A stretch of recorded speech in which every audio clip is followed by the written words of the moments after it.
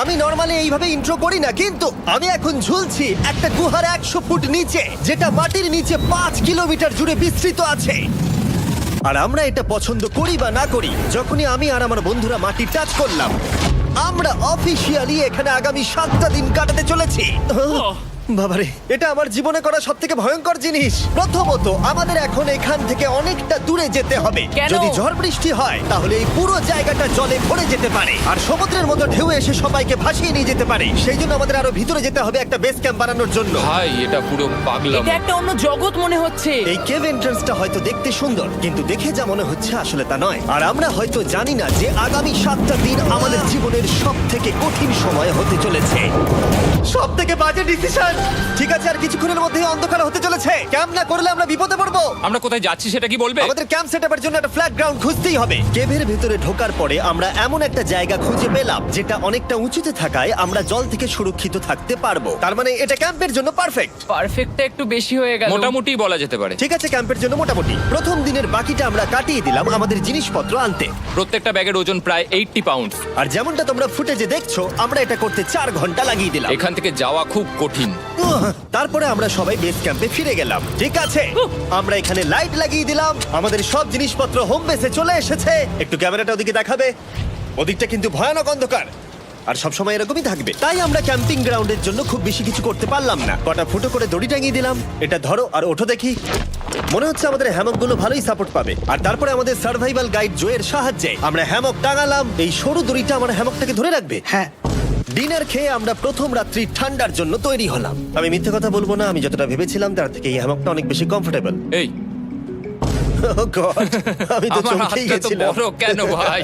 এই কেভটা 2.5 kilometre deep, আর আমরা এখন এন্ট্রান্সের কাছেই ক্যাম্পিং করছি। কাল আমরা অনেক কিছু এক্সপ্লোর করব। তোমরা কেমন ঘুমালে?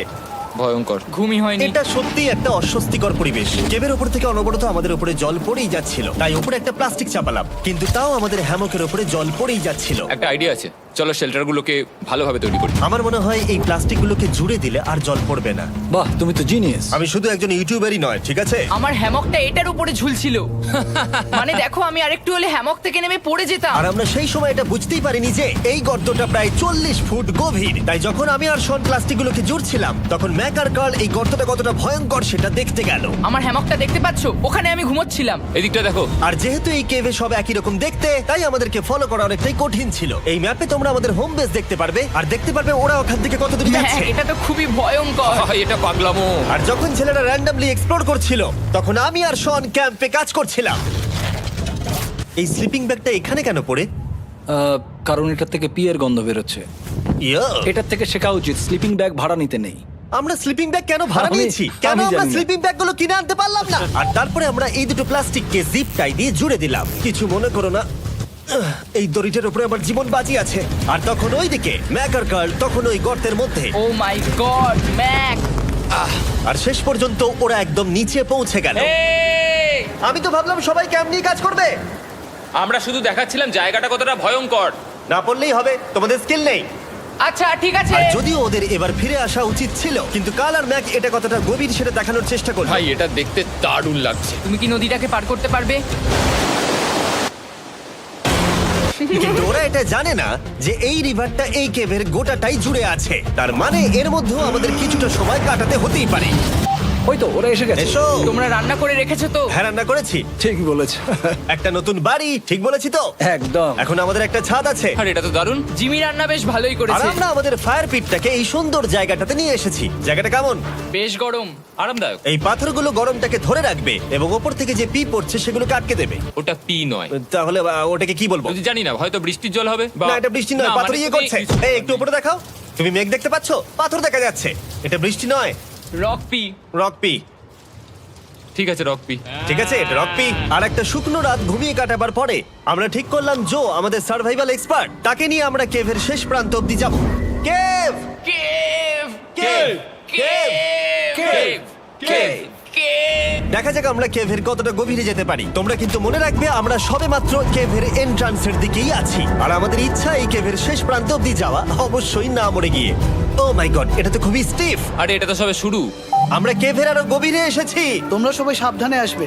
এটা খুবই ছোট জায়গা, আমার মনে হয় না এখান থেকে আমি যেতে পারবো। কেভ এক্সপ্লোরের ইন্টারেস্টিং জিনিসটা হলো যা হোক করে আমাদের এই ছোট্ট ফাঁকগুলোর মধ্য দিয়ে এগিয়ে যেতে হবে। ও মাই গড, খুব ছোট জায়গা। আর তারপরেই খুব বড় একটা জায়গা আসবে, সেটা এতটাই বড় যে কিছু না দেখতে পাওয়ার জন্য এটা করতে হলো। ও মাই গড!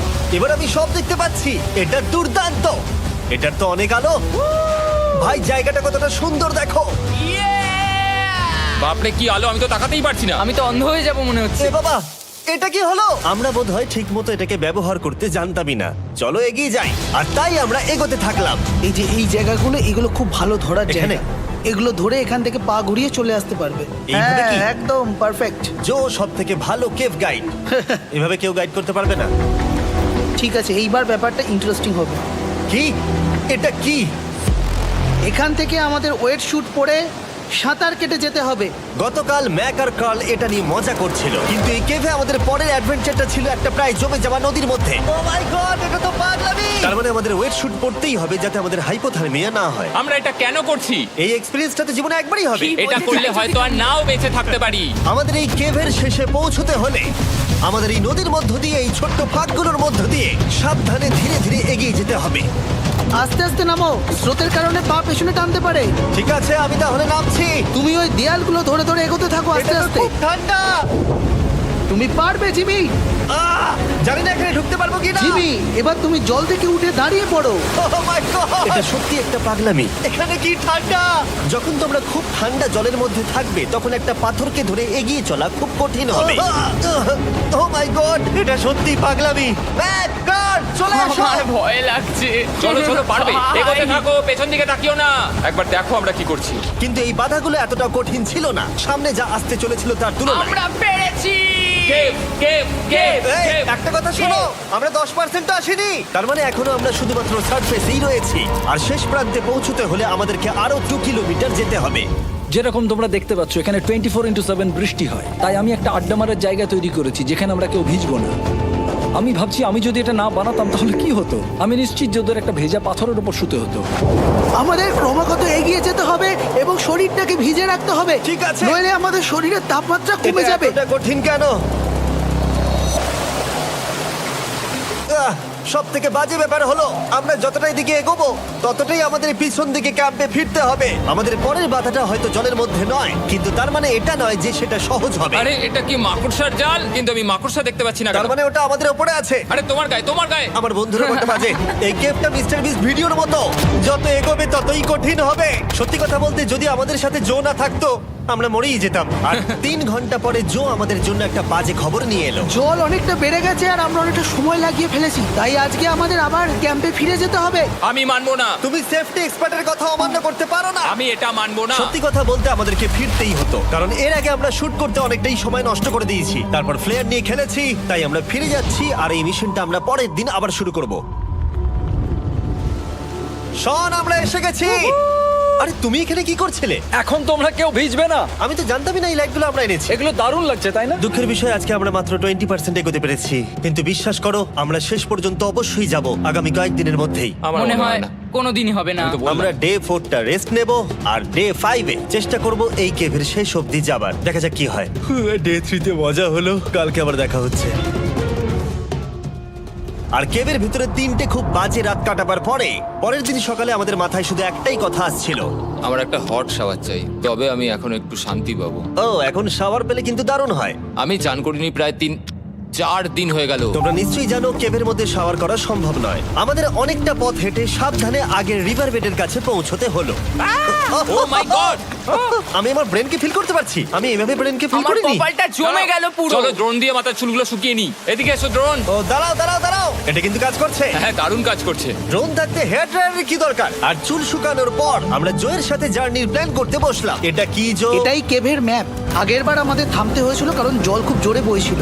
এখন বৃষ্টি কম হচ্ছে, তাই কালকে আমরা নিশ্চয়ই এই কেভের শেষে পৌঁছে যাব। এটা ভয়ঙ্কর হতে চলেছে। প্রথমে আমাদের কালকে যেখান দিয়ে গেলাম সেখান দিয়ে আগে যেতে হবে। জলের মধ্যে ঝাঁপ দিতে হবে এবং পাথর দেখে হাঁটতে হবে। এগুলো সবকটা আমরা যদি পার করতে পারি তাহলে আমরা গ্লো ওয়ার্ম চেম্বারে পৌঁছে যাব। কেমন দেখতে তুমি সেটা বলো না, আমি তোমাদেরকে সারপ্রাইজ দিতে চাই। তোমার মনে হয় আমরা পারবো? ওইসব বাদ দাও, আমরা ঠিক কালকে পৌঁছে যাবো। কালকের প্ল্যান আমরা চক আউট করে নিয়েছি। আমরা রেস্ট করছি আর ফেস্টিভ্যাল স্মোর্স খাচ্ছি আমাদের এনার্জি রিগেন করতে। সবাইকে চিয়ার্স। Yippee! জো এই প্রথমবার ফেস্টিভ্যাল স্মোর্স খাচ্ছে। জো সত্যি কথা বলবে। এটা দারুণ, তাহলে ভালো লাগলো? দারুণ লেগেছে। আমরা এই চকলেটটা আগে কেন বের করিনি? এটা এমনি চকলেটের থেকে 10 গুণ ভালো খেতে। সত্যি কথা বলতে তোমরা যদি ফেস্টিভ্যালের সাথে স্মোর্স ট্রাই না করে থাকো তাহলে তোমরা মিস করছো। কালকে আমরা পুরো কেভটা এক্সপ্লোর করব, দেখা হচ্ছে। তাই আমরা ভালো করে ঘুমানোর চেষ্টা করলাম আর কালকের প্রিপারেশন নিলাম কেভের শেষে যাওয়ার জন্য। আমরা আমাদের জীবনের সবথেকে ডেঞ্জারাস জার্নি করতে চলেছি। ডে 3 এর অভিজ্ঞতা মাথায় রেখে আমরা কম শুট করেছি যাতে আমরা সামনের দিকে তাড়াতাড়ি এগোতে পারি। উহ, জলটা খুব ঠান্ডা। হ্যাঁ, আগের দিনের মতোই, খুব ভালো। এই তো আর যাতে আমরা সবাই বেঁচে ফিরতে পারি তাই জো ছাড়াও আরেকজন সার্ভাইভাল এক্সপার্টকে আমরা নিয়ে এসেছিলাম। এখানেই আমরা ডে 3 তে আটকে গেছিলাম। এখন আমরা কি করব? এবারে আমরা অনেক তাড়াতাড়ি এসেছি। আমাদের পিছনে ঘন অন্ধকার, কোথায় যাব? এই রাস্তাটা অনেক সরু এবং হ্যাঁ। স্রোত প্রচুর বেশি, তাই আমরা দেয়ালগুলো ধরে ধরে আস্তে আস্তে এগোবো। এই যে এইভাবে। Oh হ্যাঁ, God! এই রকটায় জাম্প করো। কয়েকটা ভালো পাথর আছে যেগুলোকে তুমি ধরে এগোতে পারবে। আরে এখানটা তো অনেক অন্ধকার। আমি আর পা পাচ্ছি না, আমি এখন মাটিতে আর পাই পাচ্ছি না। যেহেতু আমরা মাটিতে পা পাচ্ছিলাম না, তার মানে যদি আমরা পাথর ছেড়ে দিই তাহলে এই জলের স্রোত আমাদেরকে ভাসিয়ে নিয়ে যেতে পারে। জো, আমরা কি করব?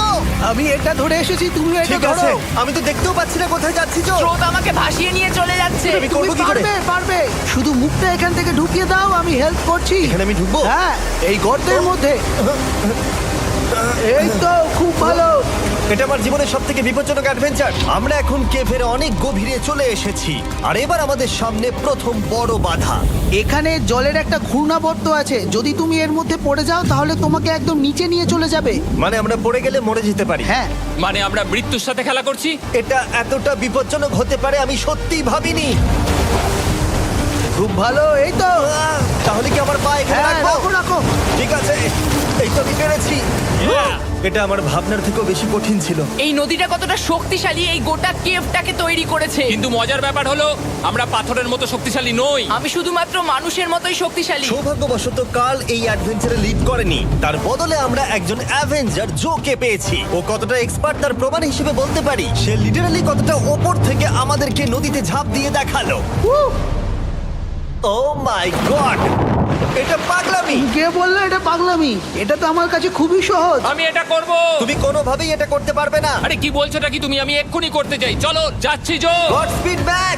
জিমি আমার সাথে যা যা করেছে তার কাছে এটা তো কিছুই নয়। 3, 2, 1।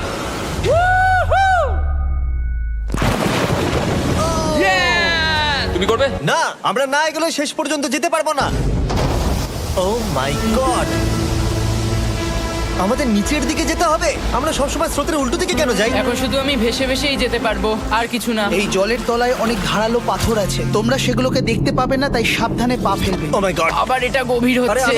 আমার পা তো কিছুর উপরে রাখতে হবে। ছোট পাথরগুলোই একমাত্র বাধা ছিল না, মনে হচ্ছে আমাদের প্রতিটা পদক্ষেপে। ও ভাই, আমি কিচ্ছু দেখতে পাচ্ছি না। এটা খুব ভয়ঙ্কর। কেভটা আরো অন্ধকার হয়ে আসছিল এবং আরো সরু। আর তখন আমরা জানতাম না যে আমরা ফিনিশ লাইন অবধি পৌঁছতে পারবো কিনা। আমি ক্লান্ত হয়ে পড়েছি। এই কেভে আরো কঠিন বাধা আসার আগে তোমাদেরকে আমি কিছু দেখাতে চাইবো। জো, তোমার ব্যাগটা দাও। Thank you. তুমি জানো এর মধ্যে কি আছে? না, জানি না কি আছে। Brand new mister beast lab swamp. সত্যি কথা বলছি, গত 5 ঘন্টা ধরে যেহেতু আমি অনেক পরিশ্রম করেছি, তাই কোনো মতেই এখন এটা আমি বলার মতো অবস্থায় নেই। তাই এটা শুট করার 1 মাস পরে আমি পুরো কেপ সেটটা তৈরি করলাম ফিউচার জিমি নেম ট্যাগ দিয়ে। তারপরে বললাম, হে, আমি ফিউচার জিমি, আর আমি এখন তোমাদেরকে বলবো brand new toy line of mister beast lab swamp সম্পর্কে। এটা একটা কালেক্টেবল টয় লাইন, আর এখানে 119টা ইউনিক ডিজাইন ক্যারেক্টারও আছে যা তোমরা কালেক্ট করতে পারো। আর সবথেকে দারুণ ব্যাপারটা হলো, কোন ক্যারেক্টারটা তুমি পেয়েছো সেটা জানতে হলে এই টিউবে ওয়াটার দিয়ে নাড়াতে হবে আর তোমার সোয়ামস তোমার সামনে চলে আসবে। আর আমি এটা ডেমনস্ট্রেট করতে এই বিশাল বড় টিউবটাকে বানিয়েছি। এই টিউবটাকে জল দিয়ে ভরে দাও। তোমাদের এত জলের দরকার নেই, এটা অনেক বড় বলে এত লাগছে। ঠিক আছে, এটা এখন জলে ভর্তি হয়ে গেছে। এবার এটাকে একটু নাড়াতে হবে। এটা কি আর নাড়াতে হ্যাঁ হবে? হ্যাঁ, অনেক নাড়ানো হয়ে গেছে। এবার জল ঢালো এখানে। জো ঢালছে। আর জল ঢালার পরে তোমরা দেখতে পাবে তোমরা কোন সোয়ামটা পেয়েছো। এটা সব থেকে রেয়ার হাইপোক্রোম, যেটা মাত্র 1000টা বানানো হয়েছে। জো, এটা তোমার। থ্যাংক ইউ সো এটা মাচ। চাই। আর এটা তোমার। কাল কি নেবে? আমার কাছে দুটোই ছিল। আর আমরা শুধু সোয়ামেই থেমে নেই, আমরা এই অ্যাকশন ফিগার প্যান্থারগুলো বানিয়েছি যেগুলো এই ব্রিফকেসে আছে, আর এই সোয়ার্মের মতো এই মিউটেটর। যখন তোমরা কিনবে দেখতে পাবে এর ভেতরে কি আছে। কোথায় কিনবো? ভালো হয়েছে জিজ্ঞাসা করলে। মিস্টার বিস্ট ল্যাব টয়েস এখন তোমরা পৃথিবীর সব জায়গায় পেয়ে যাবে। এগুলো সব বেরিয়ে গেছে, তোমরা গিয়ে কিনে নাও। আর কেবের মধ্যে অনেক সমস্যা পেরোনোর পরে আমরা ফাইনালি পৌঁছে গেলাম গ্লো ওয়ার্ম চেম্বারে। ভাই এবার খুব ভালো লাগছে। ঠিক আছে টিম, তোমাদের গ্লো ওয়ার্ম চেম্বারে স্বাগত। এ তো দারুণ। এটা দারুণ লাগছে। ভাই এটা পৃথিবী মনে হচ্ছে না এখানে একদমই। যে আলো তোমরা দেখতে পাচ্ছ সেগুলো আসলে ছোট্ট ছোট্ট বায়োলুমিনেসেন্ট গ্লো ওয়ার্ম তৈরি করেছে। এটা দেখতে অনেকটা মিল্কি ওয়ে গ্যালাক্সির মতো লাগছে। ওয়াও! আর এই মুহূর্তটা, এই ভিউ, সত্যি বলতে এই ট্রেকের সমস্ত ক্লান্তি যেন দূর করে দিল। এখানে অবধি পৌঁছানো যেন সত্যি একটা অ্যাচিভমেন্ট ছিল। কিন্তু এখন আমাদের যাত্রা শেষ হয়নি, কারণ আমাদের এখান থেকে এখন বেস ক্যাম্পে ফিরতে হবে। আজকে ডে 6 হতে চলেছে, এখনো ওরা আসেনি আর আমি খুব ক্লান্ত। আমার মনে হয় না আমি ভালো করে ঘুমোতে পারবো, ওদের জন্য খুব চিন্তা হচ্ছে। এই ট্রিপটা অনেকটাই সহজ ছিল কারণ আমরা স্রোতের সাথে ভেসে ভেসে যাচ্ছিলাম। আর যেহেতু তোমরা এই ট্রিপটা দেখেছো তাই আমরা এটাকে স্কিপ করলাম। কিন্তু সত্যি বলতে এই জার্নিটাও অনেকটা বেশি সময় নিল, কারণ আমরা ক্যাম্পে পৌঁছানোর আগেই 6 নম্বর দিন চলে এলো। শন, সবাই ঠিক আছে তো? আমার খুব চিন্তা হচ্ছিল। Happy day 6। ডে 6 খুব ভালো। এনার্জি বাড়াতে আমরা আগুনের উত্তাপ নিলাম এবং ফাইনালি আমরা কিছু খেতে পেলাম। এটা খুবই অ্যাডভেঞ্চারাস ডে ছিল। কালকে দেখা হচ্ছে, মানে আজকেই হয়তো। এটা হয় ডে কোনোদিন 6 হবে না। নাকি আজকে, না আমি জানি না। এত বড় ট্রেক সম্পূর্ণ করার পরে শারীরিকভাবে চূড়ান্ত ক্লান্ত হওয়া সত্ত্বেও জানি না কেন কিন্তু আমি একদমই ঘুমাতে পারছিলাম না।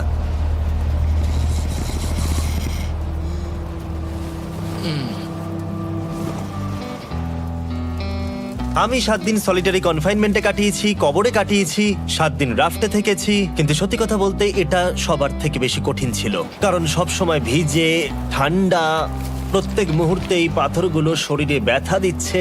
বেশিরভাগ সময়টাই এই কেপটা দুঃস্বপ্নের মতো ছিল। কিন্তু তোমার আর আমার মধ্যে জিমি! ইয়ো! গার্ড, আমাকে দেখতে পাচ্ছো? এটা পৃথিবীর সবথেকে উজ্জ্বল টর্চ। মজার মুহূর্ত অনেক ছিল। মাটির নিচে 300 ফুট গভীরে অভিযান চালানো থেকে আমাদের সবাই মিলে হ্যামক নিয়ে হাসাহাসি করা সবকিছুই অভিযানের অংশ ছিল। যেহেতু আমাদের সঙ্গ দারুণ, চলো তিমির মতো আওয়াজ করো। তাই এই ভিজে, ঠান্ডা, পাথুরে অদ্ভুত কেভের ট্রিপটা বদলে গেল আমাদের জীবনের সব থেকে সুন্দর মুহূর্তে।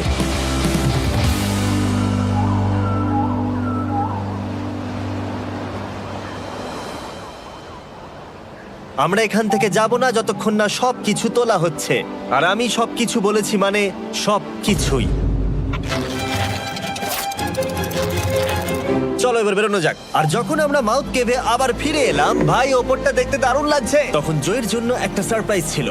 বেরোনোর আগে জো, আমরা তোমার কাছে কৃতজ্ঞ। তাই এই নাও $50,000 নিউজিল্যান্ড ডলার, 10,000 করে প্রত্যেক জনের প্রাণ বাঁচানোর জন্য।